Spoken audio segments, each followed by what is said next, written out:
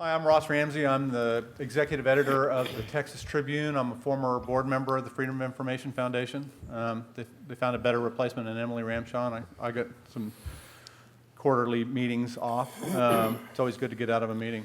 Our guest today is Wallace Hall, who I'm sure if you read newspapers and follow state government and the University of Texas, you already know about. He's a regent at the University of Texas for another 15 or 16 months, at least. He may be a holdover appointment. At most, I'm sure. Maybe a holdover appointment for the rest of his life. And has been on a sort of fantastic adventure in open records and government records and accountability for 4 or 5 years. And I guess the easiest way to do this, we're just going to have a conversation instead of a kind of a straight up interview, but kind of walk us through, this adventure. I guess if this was a different forum, I would hand you a teddy bear and say, show me where they've hurt you. How'd this go? How'd this start? First of all, I don't have any prepared remarks, and which is as a gift to the group. Secondly, I've become more familiar with your organization over the last 5 years, both because of personal business reasons as well as my public activities, and I just want to encourage y'all to continue to do the great work that you do, because it really is extremely meaningful, and I didn't have a full appreciation for how important your work is, so please keep at it. So first and foremost, I'm a fiduciary, and I was appointed by the governor, Governor Perry, whom I did not know at the time, and my constituents are the people of Texas. Now, I'm a fiduciary to the UT system and for all our institutions, which means, broadly speaking, I'm responsible. The 9 of us are responsible for the future of the institutions, for helping them meet their missions, comply with the laws and rules, and that's really the role. I came on and I do what I think most people do, and if not, they should when they become fiduciaries, and that's ask a lot of questions, listen, be curious, and expect to get good answers. And if you don't get good answers, you continue to ask more questions, which is where my trouble first began. Nothing that I have encountered, and I'm not going to go through the whole process and what was uncovered, if you will, but nothing that I found, if you will, was brought to me from any other manner other than through public means. I mean, these things were brought to the board. They were brought to all of us. They were available to all of us, and I just asked some questions. And when I didn't get good answers, I pressed. I'm going to have to use my glasses to refer to a couple of my notes. But over the last 4.5 years, it really has been, and this is a phrase that people don't like to hear, but it has really been one cover-up after another. And the cover-ups are varied, but the purpose is always to hide something. And in our case, it was originally from the board, and it was from the public. And that's where, I felt like our duties lay. And we obviously have had a lot of problems since. Was there an original question that you had that you asked somebody and they didn't answer, and you said, well, I'm going to find out about open records laws and go there? Or? No, so I began understanding that, in my view, the board didn't have the authority, that it wasn't able to exercise the authority that I understood it possessed. And so I tried to start understanding what were the walls, if you were, that prevented us from our ability to provide oversight and direction. What kind of things were you trying to do that you thought you should be able to do? Where'd you bunk your head? So initially, it was the first big issue had to do with the UT Law School Foundation, and this was something that's been well written about a lot, and we've had reviews and an investigation and AG involvement and everything. But, it was a situation where you had the president of the university tell the public that he was asking the dean to step down, and but nothing inappropriate had happened. And so I was curious, well, why do you ask somebody to step down if nothing wrong had happened? So I was interested in what that was. So that became a series of questions, and that really was the inception of that, and my interest in open records itself was because it's really the complaint file. The open records are the complaint file filed by community members in the institutions, students, members of the press, politicians, and I was interested in that. And I was also interested in understanding how we could do a better job in making information available to the public. And so I made a request in the fall of 12, I believe, to review existing open records requests, both the public information as well as what had been withheld. And now this was widely panned by members at the university as well as politicians and others as inappropriate and mischaracterized, as I'd made 1,200 open records requests. I did no such thing. I mean, I simply asked to see the documents that existed, because I've come to learn that most of the stuff that the press, for instance, and we've talked about this before, that the press receives is never really what you're seeking. There's never anything there. And everything that is material is really in the private section. And so it was my review of the private materials that led me to ask even more questions, and actually became the impetus for the determination that the internal review done by the previous OGC, the General Counsel, had not been appropriately done.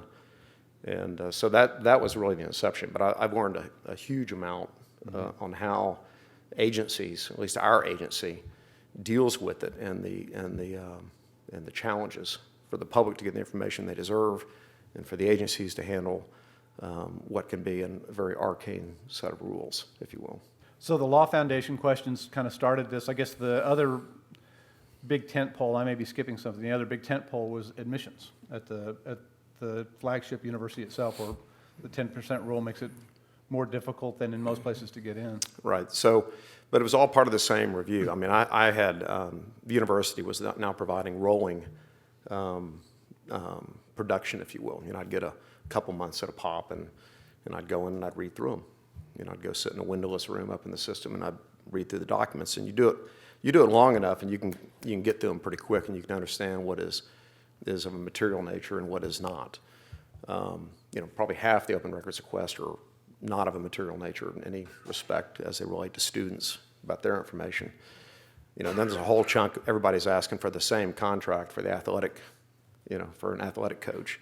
Right. And then there's stuff that is a former AD or something like that, right? That's meaningful. Just to name one. And so, it was through those reviews that I asked other questions, but they related to the law school. And it wasn't until towards the spring of 13, towards the latter part of the spring of 13, to where I was receiving a sound beating from the political class, from some in the political class who seemed incredibly focused on my activities, and it appeared that there was a connection between some of them and admissions, and what was a completely out of proportion response to a board member trying to do their job. And so that was when I was unable to get the system. I tried to get the system to make an open records request. They said they'd never done it. And the chairman of the board, Paul Foster, was unwilling to support that effort. And so the reason to use the TPIA as opposed to the regental authority to make the request, one is there's no time limit on when they respond to me. And so I used the TPIA. It was the only time I think Senator Zaffirini had a good idea when she used the TPIA and then made a legislative request to get information, because it forced the institution to have a timeline. There was a statute-driven timeline by which we had to respond. Is it the same information? Do you have access to more information as a regent than you have as a citizen? Yes, much more. Of the kind of information you're talking about? Much. Okay. Yeah, and that as you probably know that's being tested right now in the Right. in the court as well. I mean, you know, the belief has been that we're entitled to see whatever we need to see to fulfill our responsibility as a regent, and now we've run into a road bump in that, that an employee for whom we have oversight now has the authority to thwart a request, and I think that raises all types of very important challenges for the people, representatives, the board members to be able to do their jobs. Mm-hmm. So, just very briefly, where does this all stand now? If we missed a couple of episodes along the way, where exactly where in this soap opera are we? So the law school has addressed its issues. The Law School Foundation, we certainly believe they're in compliance with the rules and policies, and that's a big plus. And we've addressed, and by the way, there's been a lot of criticism that my focus was only on UT Austin, but every single one of these inquiries resulted in systematic changes for all of our institutions. And so we did a review of our affiliated foundations. We've made changes to that. There was an issue having to do with gift counting in the development, gift counting as part of the development practices at UT Austin. Those have been addressed, and those were addressed at other institutions as well. They weren't the only ones with the problem, but that's where that's where it was uncovered first. The admissions situation is obviously we've had a report. There's been changes. The board has made some significant and meaningful improvements to limiting the abuses that can occur. But they didn't eliminate it. Well, you were critical of the fix, but you do think that it's an advance? I don't think it's an advance. I don't think. First of all, these rules, I think, are made not for your strongest leadership. They're not made for your strongest employees, of which we have many. Mm-hmm. They're made for the weak links. And I don't think with current leadership and with the new rules that there is the propensity or opportunity to have the abuse that took place in the past. So it is an improvement, but nevertheless, it still is not. I don't think it's appropriate. Can you still get into UT on the Friends and Family Plan? I have no idea. I mean, does the rule allow it? The rule allows the president some discretion in, quote, very rare circumstances to make a decision. And I've said internally all along that if we want to do something like this, then let's just be transparent about it. If you're going to give the president 20 picks, he or she can choose whomever they wish. Let's just stay it. But the problem is the way they're anticipating doing it now is that they can do it, and the board can't review it. We don't have any ability to hold anybody accountable, and I just don't think you can have appropriate oversight unless there's accountability, and there's not. Is there a way to watch this? I mean, one of the things that's been at issue at UT is the federal law that protects the privacy of students, FERPA. Mm-hmm. There's a law with a similar function in Health and Human Services, the HIPAA laws, that basically protect the privacy of patients. And you and I've talked about this. It puts the gatekeepers in a position of authority over the gatekeepers, so that they can use, you ask them for information and they can simply say, I can't give you that information under FERPA or HIPAA, or you can't really see that. So there's really no way to hold them accountable for what they're doing if they're going to assert the laws in that manner. Is there a way to work around this? We haven't found it yet. Uh-huh. Well, how did you find what you found? I mean, you eventually forced an audit by the Kroll organization, and right. So the issue on the admissions was we had an internal report that our general counsel Dan Sharphorn performed, and that took many months and came out in the spring of 2014, I believe, which showed a significant difference. And the letters I got, these were letters I had received, the public received as part of a TPI request that ultimately caused the impeachment against me to begin by Joe Strauss. And so those were reviewed, and the results came back, and it showed that an applicant who went through the general admissions process, and I can't remember the exact numbers, but 15 to 16% acceptance opportunity. But if you had one of these letters from a politician, from one of these politicians, you had 250, 300% greater chance of acceptance. And it was 93 students or something like that? I think there were 88 letters. Okay. And so, I thought that warranted a further significant independent investigation, and I was unable to persuade the board. And as far as I understood the lay of the land at the time, that was it. It was over.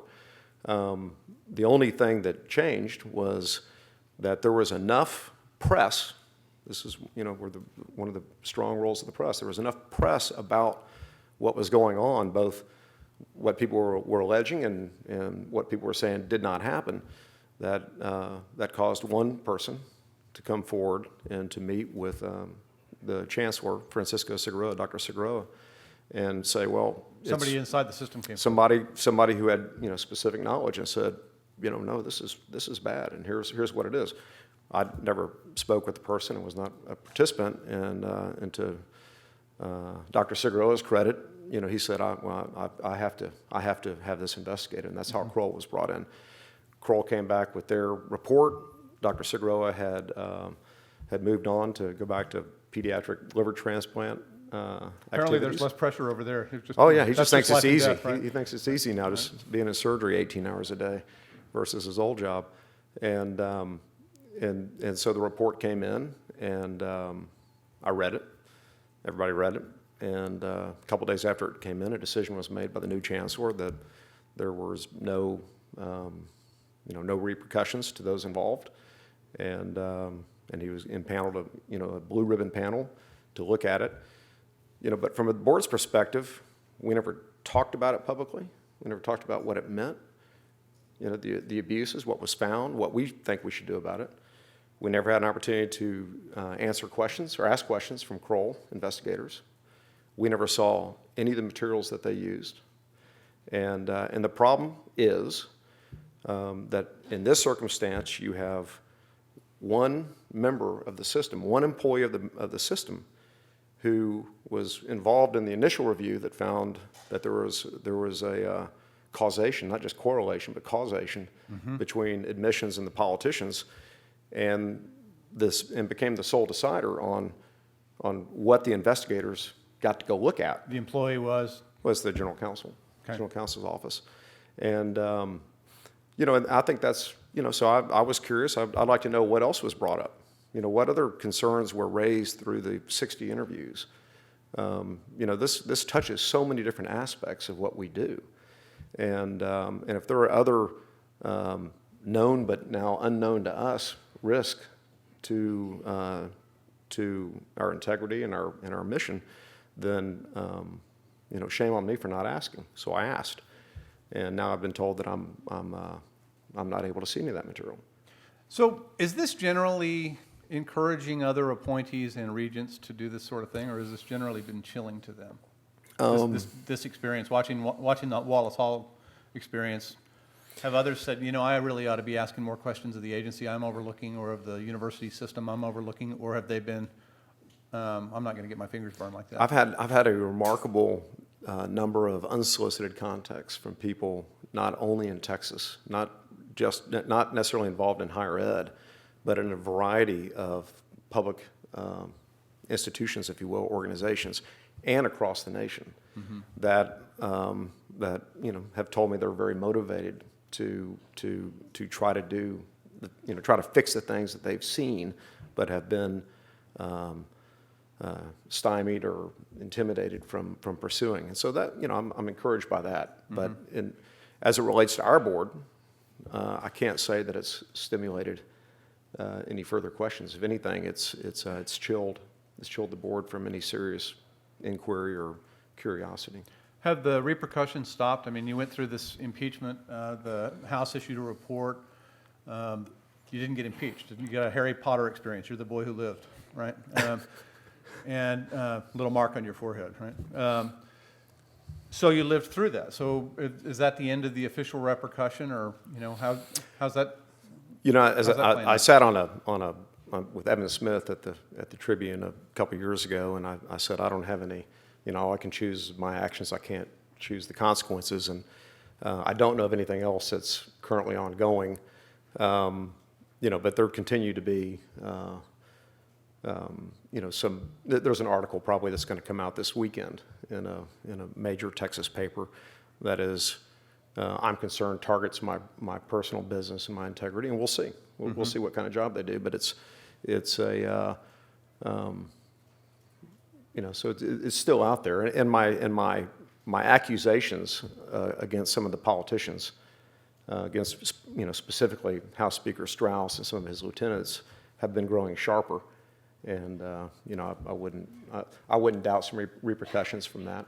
And what does that do to the institution? I mean, as a region, so you've gotten some of the things straightened out that you were, or at least into the light. Right. I don't know if they're all straightened out, but at least, some of the Longhorn Foundation stuff into the light, some of the admissions stuff into the light.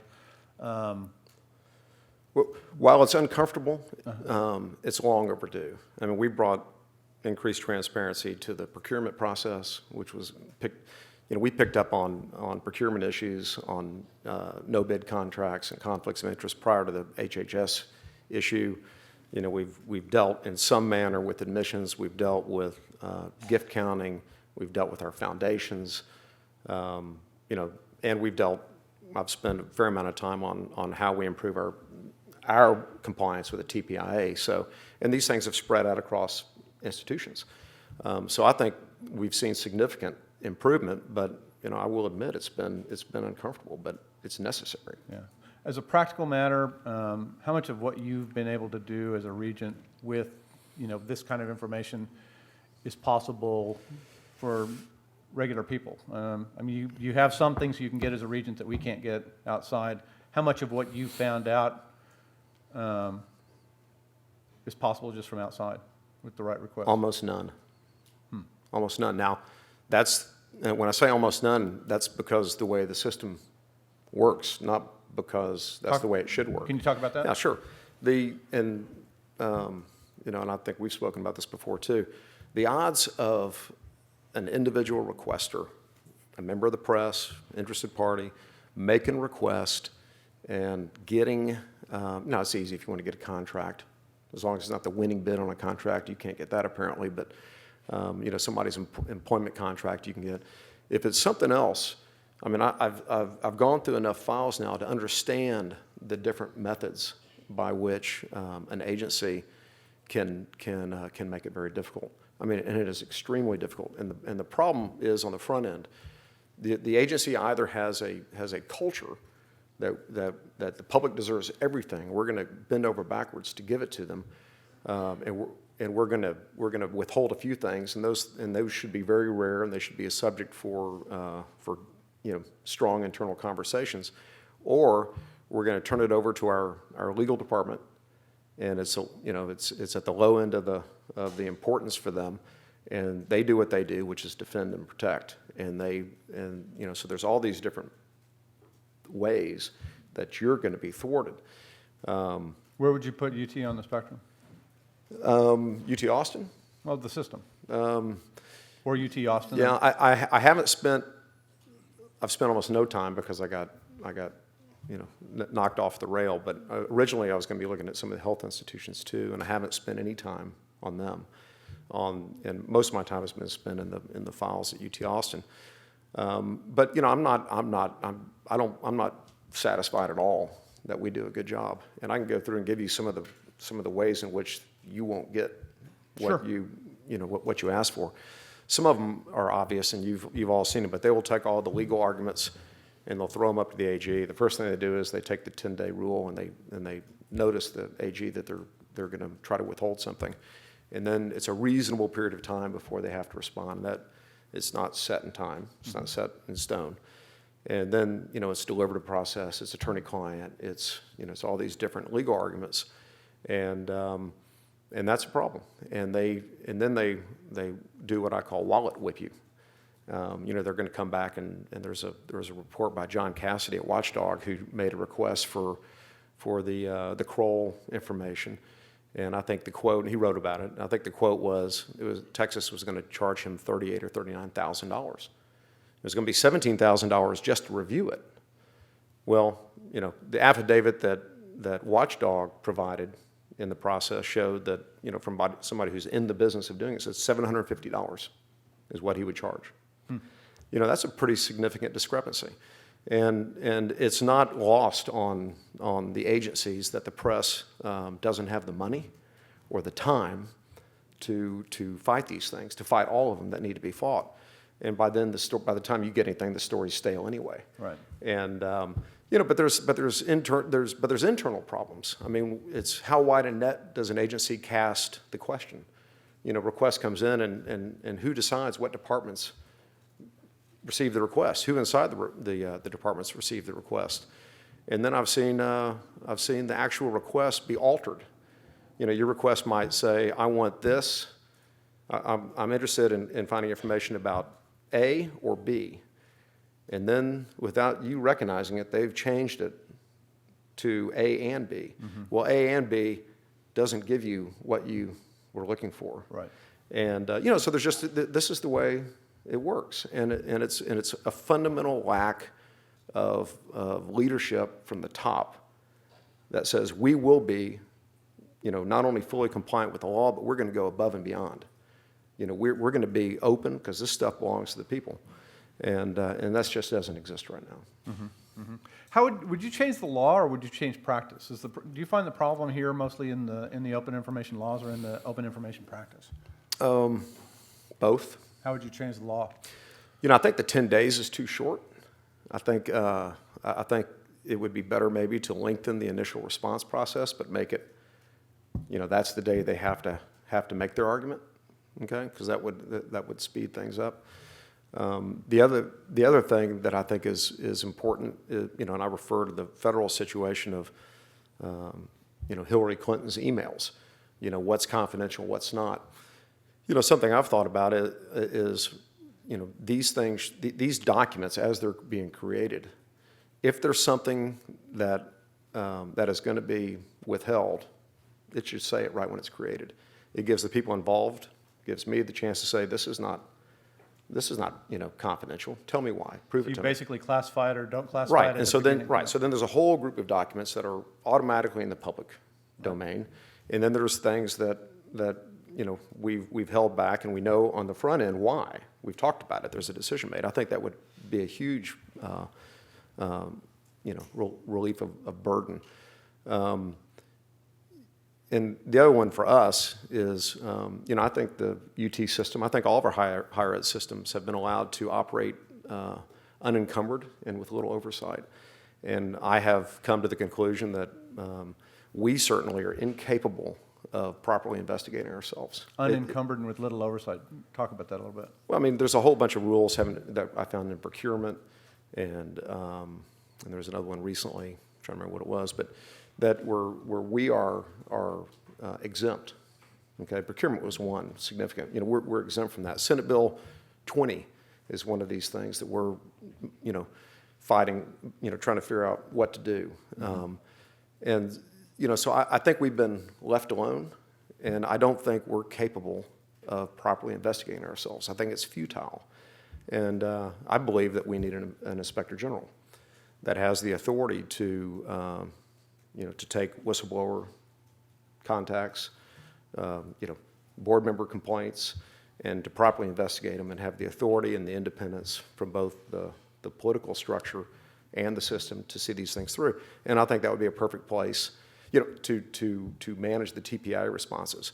If something was classified mm-hmm. when it's created, then it's auditable. You know who is 98% of what you create. You're saying everything's classified, really? Well, if you're the attorney, maybe it's so, and you're offering advice. But for somebody in athletics, maybe not. And so it creates an auditable process, and I think that should be part of the Inspector General's oversight role, if you will. So where do you go next? You know, I'm going to continue on the admissions track. You know, the issue has become bigger than just the admissions. Now it's the response by system leadership and our chairman of the board, frankly, has been one that I think undermines all of higher ed governance. And therefore, there's no real option to, to not proceed on that. How do you mean undermined? They're Well, I limiting mean, the ability right. of a So- regent to ask questions, or they're... Yes, absolutely. And, I'm assuming the group knows, I went and asked for an AG opinion, and the AG came back and said that that we were in violation of the law. We being the board, we being the chancellor, and that I was entitled to receive the information. And going back, we have a set of regents rules that have the same effect as statute under state law. Okay, so you have state law, then you have regents rules, and they provided for a process by which a regent requests information. And I requested the information, the backup to the Kroll report, and I was told I couldn't have it. And there was a process, and the process called for a meeting. The board would convene a meeting in open session. We would talk about it, and we would have a vote. And at this meeting, we discussed all the issues concerning FERPA and everything else. And the rule allowed for, all I needed was get one other vote in addition to my own, okay? Which was a change from the year before. It used to be any regent could get the information he or she needed to do their job, to perform their responsibilities. So a year before it was changed, and we had the vote, we had the discussion, open session, 3 votes to give me the information. Motion passed. Chancellor, General Counsel refused to give me the information. Subsequently, the chairman came back, and the vice chairman came back and changed the rules. And now it takes a majority of the board to basically do anything, which creates a problem because we have open meetings laws. I mean, I can't even go and try to talk to other regents to try to agree with me to get information because somebody would construe that to be a walking quorum, which is a criminal violation. So it's a problem, and what happens here is going to reverberate out through the state. Has the process you've gone through changed the reporting of the system and the universities within it? In terms of, do they give the regents more information just as a matter of course than they used to? No. Have they tightened down? Has it changed? Has it changed one way or the other? It's probably too early to tell in that regard, but as an example, I'm working on something. Actually, Regent Alex Scramberg has been the point on this for a number of years, but I made a request 2.5 years ago, and Vice Chairman Hicks intervened, and I did not receive the material at the time, and this is 10 days or 15 days before former Lieutenant Governor Dewhurst came after me. That was a question. I'm looking for information. I still haven't gotten it. I'm still trying to get it, and it's still uncomfortable when it is material that says in the regent's rules should be provided to me without me even asking. This is stuff that should be coming to me every year, and it's not, and I still can't get it. You're on some corporate boards. I'm not on any public been, boards. right? I'm not on any public boards. But you've done some of that kind of work. I've done some, right. When you're doing, in the private sector, some of what you do as a regent, how does the reporting work? Do the agencies or the companies where you're in the governance provide you with the kind of information that you've had a hard time getting in these public entities? You see what I'm asking? I think so. In any other board, on any other board on which I've ever served, if there was not information provided that had been asked for by the board or a board member, that would be a serious red flag that there's a serious problem, and that almost never happens, almost never. So how do you change that in public public agencies? How do you bring them more to that idea? I think it goes back to a question of the law. And I don't know if you're familiar with the author Charles Murray. He wrote a book, one of his recent books was called By the People. And it's an interesting read. And, following his logic, he would suggest that if we want more public dissemination of information that is rightfully ours, then, he would suggest that the public, the press, overwhelm an agency with open records requests to bring it to a head. And because the politicians are going to have to make a change with the way this process works. Right. And unless they do it, we're nibbling at the edges. You know, we're not going to make any changes. I used to think 6 years as a board member was a long time. You know, but things move in higher ed in a glacial way. And, you know, so I think the pressure has to come for the politicians to change the rules. And many of the leadership appear loath to do that. I was going to ask, do you sense a lot of pent-up demand for that? You know, from some of the politicians, but you know, honestly, they don't like receiving a PIA request any more than anybody else does. Right. And you know, but it is what it is, and we need to deal with it as opposed to just make it more complicated and less responsive. One of the things that was thrown up when you started asking, in particular around the admissions thing, was that you've asked for so much information, it's just impossible. This is going to take, you know, ages and ages. Yeah. It's going to take a lot of man hours and all of that. And there probably, you know, on some level, there's something to some of that. Well, it's self-created. I mean, at UT Austin in particular, I was told that they had one person who had been there 20 years who was in charge of the filing system. It was their personal filing system that nobody else understood. So if she went on vacation or was sick, nobody could find anything. You know, it's just not true. And if they have problems responding, it means they've not set up to handle the modern world. UT Austin kept everything in physical form, nothing digitized. Right. You know, we've gone back now, and hopefully, you know, the chancellor has indicated it should be 3 months from now for probably, you know, the first higher ed system in the country. We're going to have all of our information requests online from all of our institutions. If you make a request, you know, it'll be online and within 24 hours or whatever, who made it, what it is, and then ultimately in 3 months, whatever is given to you, I'll be able to go on there and download it too, which reduces the... Well, that was part of my question. There was a big conversation, Ralph was there and some other reporters and the Sharphorn and some others about, you know, how some of these open records requests from us and from you had gotten, you know, just kind of a community of interest had formed around, hey, where's my request? Right. And this question came up of if something is provided as an open record once, isn't it an open record forever? And shouldn't, you know, isn't the search over on that? And so some of that's going to be online now? That should all be online. So when something's produced, the production from an open records request will be just a click away. That's correct. And the beauty of it is, now we're not there yet because I've been told there are some technology issues, but in a perfect world, it would be searchable to where you could go on for a year or 5 years worth of material, you know, and you could, you know, put in somebody's name or a contract, and you should be able to find every document produced by the system institution previously. And I mean, I saw it as a huge reduction in manpower, right? You know, because people are all interested in the same stuff when the news comes to the public, and it's also a way for somebody to alert the university or leadership that there might be a problem. You know, if you review these, and I do, if you review these open records requests, you'll find out what people are concerned about.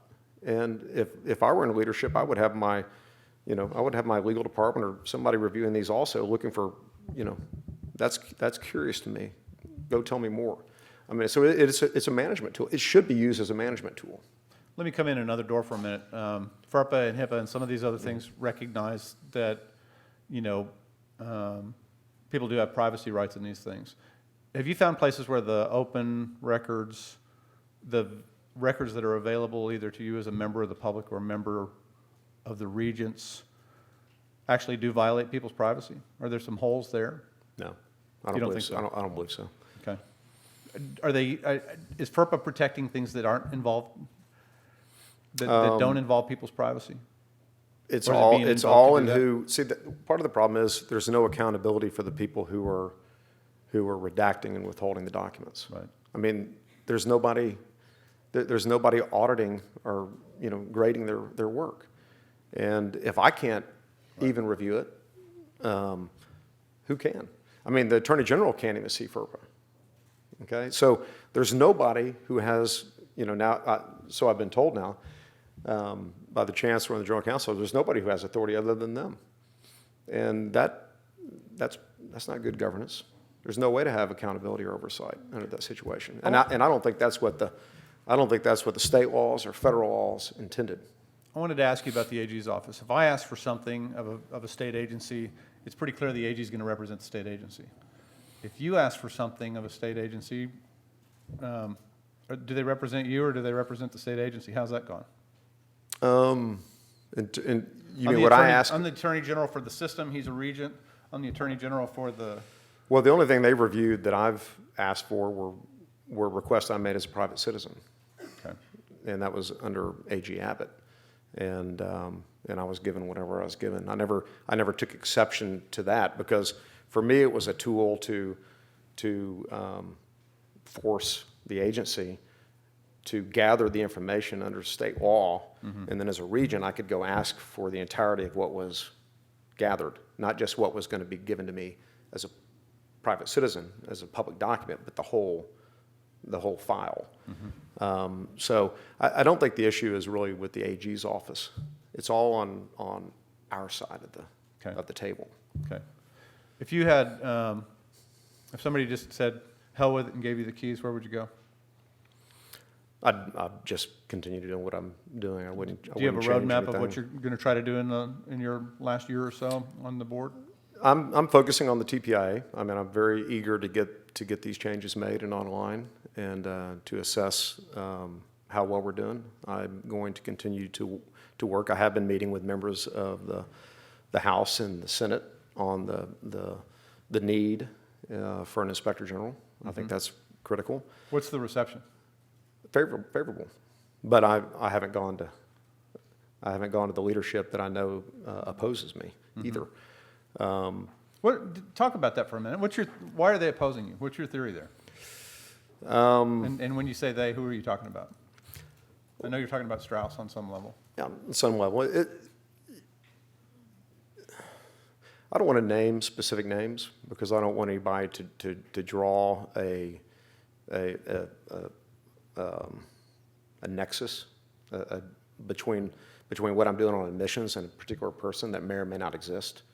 But those politicians who have been adamantly against my efforts to perform my job, I know who they are. They've gotten very quiet. Well, I guess one of the questions, that probably comes from the other camp is that your questions are directed less at the things that you're talking about than at the people that you're talking about. So if I ask about admissions, this is really an attack on this group of people as opposed to on this practice. That's not true. My efforts are trying to figure out the impediments and the headwinds that our institutions and our board faces to fulfill our mission. In a perfect world, we would be able to perform our duties and not have outside improper influence and influence peddling, but we do. And don't you think that's kind of normal? I mean, unfortunately, I think it is. We talked about this at one point. What's the point of getting elected to one of these jobs if you're not going to have any clout? Yeah. Well, I'm unwilling to accept that as my fate. That all the politicians are going to influence peddle for themselves and enrich themselves at the public's expense. And so I do believe that we have some very fine politicians. We have some great people I think would be fabulous candidates that would do a better job. And so I'm interested in that. But I'm interested in processes with measurable outcomes. I'm not interested in, as it relates to admissions, I have no interest in people in the private sector on who got, what kid in or anything like that. That is not interesting to me. It's not what I'm looking for. It's the processes that are being abused that preclude us from doing our job of proper oversight. And those are the abuses that I'm trying to figure out and understand because, we're in a federal lawsuit, in the Fisher versus UT case, and it's going to the Supreme Court again this fall, of which I inherited, become a named defendant in the case. These things have ramifications. I'm not a fan of the top 10% law.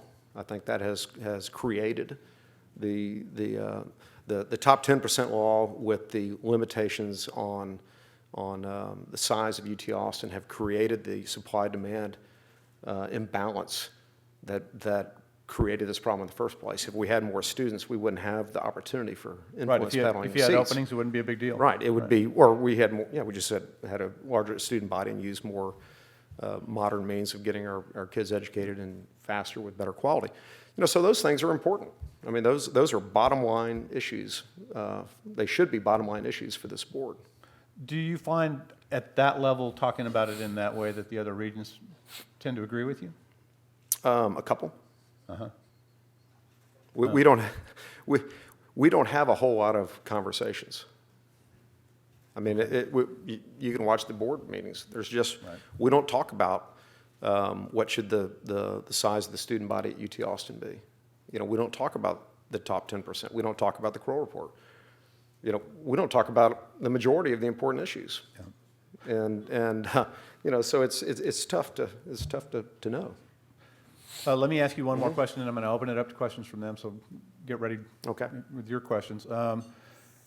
Is there a toolkit here, that you put together kind of a practical set of tools for other appointees and other future regents and others, and have other people appointed to whatever agencies come to you and said, how'd you get this? How do you do this? Is there some advice on this? Is there some tradecraft here? Well, it runs both ways. I mean, those on the other side of transparency and good board governance, in spite of the fact we find ourselves here, and and I wasn't impeached, the message has been sent that what they do works, because nobody is going to do what I've done. I mean, it's knowingly do it. Let me say that. But didn't you show them how much they could do without getting impeached? Maybe. A backwards way into that, right? Maybe, but I think it's really important that the governor who's in charge of the appointment process truly vets the candidates properly. And we have a lot of state agencies that require citizen volunteers, and but they should be doing more, not less. Perry stood behind you when you were doing this. He did. Was that useful? There was a point in time, there was what I would refer to as the nadir in the process for me was, I think the grand jury had been, impaneled, and, a number of the papers had asked for me to resign, and student body leadership at Austin had a vote of no confidence, and then Chairman Foster, I think very inappropriately ambushed me at a meeting and asked me to resign. Mm-hmm. And that was a low point. And then I think it's been well written about quite a bit. But having Speaker Strauss make an offer to the governor to make the criminal charges against me, the impeachment, go away if he would make me resign, those were some dark days. And his willingness to stand with me and to support my efforts meant a lot to me, meant a lot to my family, and I won't forget that. Have you had that level of support from the current governor? I've shaken the governor's hand once when he was Attorney General. We've never spoken. Okay. Questions? Yes, sir. I would just say, given what you've been through, and yet you still have this conviction of what needs to be done, do you have any interest at all in running for office or in taking some other role in government? So if you didn't hear the question, it's, do you want to run for office? I have no interest. Isn't this fun? Yeah, I have no interest in running for office. I would always consider I'd have to talk to my wife about it. She's endured quite a bit as well. If there was another opportunity to serve in some fashion in government, I would consider that. As an appointee? As an Right. appointee. Okay. But I really think that I can do more to help leverage what I've learned in identifying and supporting good candidates, and excellent politicians to do their jobs, as opposed to being in the line, waiting for your chance to eat at the trough and, wait to do something for somebody so you get to be a chair of a committee. I don't think that hasn't proven to be very helpful, I don't think. Okay. Paul? I was going to ask, President Bendis is a couple of months on the job, and I know that you weren't necessarily in favor of him becoming the next UT president. What do you evaluate so far, and what kind of relationship do you have? The questions about your take so far on the new president at UT. I think Greg Finvez is a very fine man, very bright, high integrity. I had my specific reasons why I was eager to have an outside candidate at the time, and that didn't happen. But he has my full faith and support, and I think he's doing a very good job. Yes, ma'am. You said that you believe all of our educational systems have been allowed to operate unencumbered and with little oversight. Are you talking primarily about the large systems like, in addition to UT A&M and Texas Tech?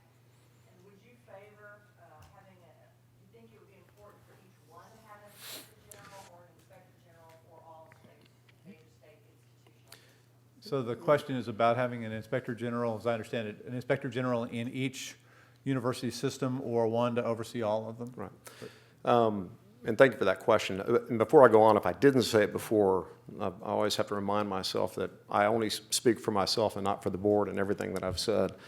And but our problems, we all fall underneath the same Texas Education Code rules and laws. We may have our own rules, that are provided for beneath that on how we operate, but our problems are have to be the same. I mean, you're still dealing with procurement issues and admissions and FERPA and HIPAA and conflicts of interest and conflicts of commitment, and it's what I've certainly found and I've been focused on Austin for this. Is there are little incentives for employees to be a whistleblower. I mean, it just doesn't appear that they can do that in a way that they're assured of anonymity or protection, or even that their concern is dealt with. So I think an inspector general for higher ed in general would probably be more cost effective, and I think they would. They're going to see the same issues, and their education will grow quickly, and they'll benefit from that efficiency. Ralph?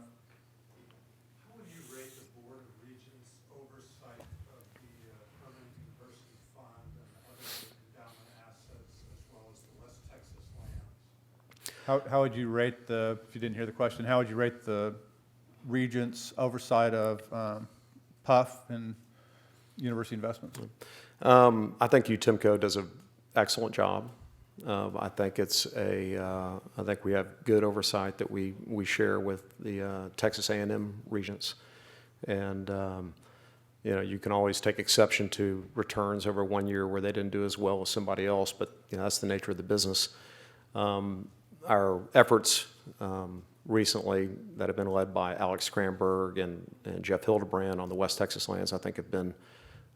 It's one of those things. Now that we've hired a fabulous new head, everybody's kind of scratching their head saying, "I wonder why we didn't do this sooner."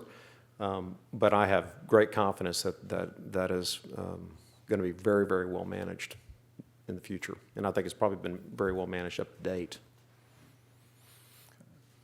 Somebody else? When you spoke about the system doesn't work, the laws don't work, there are too many things that can be withheld. Are you speaking for your experience with the university, or do you have experience with other state agencies, with local agencies? The questions about, do you feel like your issues with transparency just apply to UT, or is it other agencies as well? Well, I think all the agencies share the same challenges. I think our best leaders invite improvements to the process because it removes the pressure from them. You know, so if there's good oversight, you know, it's not their call. And, but I think it's kind of universal. There's one example I know from the private sector that's been making its way through the court, and it's a case against City of Dallas. And City of Dallas has been, from what I can tell, a prime abuser of fighting every single open records request, you know, and dragging it out. And this one is, I think the suit was brought by, or picked up by AG Abbott and now AG Paxton. And that one's gone to the Supreme Court. Right. And, you know, it's a classic example of they didn't respond within the 10-day time frame, and they want to redo. You know, they don't want to have to turn over the information, so they don't want to comply with the law. And, you know, I mean, how do you get to exempt yourself as a government agency from complying with the law because you didn't take the time or weren't set up appropriately to deal with it? I mean, provide the information is what I would think should happen. Have you had a best experience anywhere? Is there like a moment of happiness or sunshine here where you've said, wow, that was easy? Nope. Never. Anybody else? Yes, sir. I was just wondering whether, it's slightly to be provocative, but whether you think it's ever possible to have too much transparency? That is to say, you know, I can understand the argument that the public ought to know and that this institution has to be accountable to the public, but the public doesn't know that much about running the university. And so, does it ever cross your mind that maybe to be a great competitive institution, it's important to, you know, keep the cards close to the vest, as it were? Can you get too much transparency? I think there are appropriate examples where some information should be confidential. Like what? I think when you're deliberating on a lawsuit, for instance, or you're dealing, you know, that may have to do with a student, some impropriety, you know, it's a innocent until proven guilty. There's all types of things like that. There might be a personal matter that is in process. There might be a negotiation on the purchase of a piece of property that, were it to be disclosed, would put us at a obvious disadvantage to accomplishing our goal. But they should be rare. I think for the most part, most of this information should be public. And if you narrow the scope of what you're going to keep private, then you can talk about it and you can argue about why it needs to be private, and it should be very rare. And so for the most part, not complying, I think a lot of agencies don't comply because they don't want to be criticized. They don't want anybody to ask questions about what they're doing or about why, you know, why did you do it this way? And I'll give you an example in procurement. You know, it is, I think the current process is if he won a procurement contract, he would have his procurement contract written in such a way that, you know, he talks about what his company is going to do for one of our institutions, and he wins. Now, I came in second or third. I lost. You could go and do an open records request and get my proposal and the other loser's proposal, but you can't get his. Why is that? And they will tell you that, well, there's proprietary information in there. Well, how will other competitors trying to be vendors to our agencies help us in keeping the process honest if we don't know what it is you actually charge? What if there is proprietary information? Is it that I should reveal mine, or that those two shouldn't have to reveal theirs? Well, I think, Kind of so far, and I've looked through a variety of these contracts, I don't find any proprietary information. Right. I mean, No secret sauce? there's no secret sauce. To the extent that people have IP or method IP, they already have it. You know, and putting it in the contract and describing it isn't going to change their legal protection of that material. And you know, so I proposed, and I don't know if it'll, you know, be considered, but you know, I think part of our contractual duties should be, if you want to be a vendor, then you have to waive this provision that, you know, if you win, your contract will be made public, because that's the only way for the public to keep our process honest, to help us keep our process honest. Everybody needs to know. I mean, it's public money. One more question? Anybody? Thank you so much for coming. Thank you. Wallace Hall. Appreciate it. Thanks. Thank you.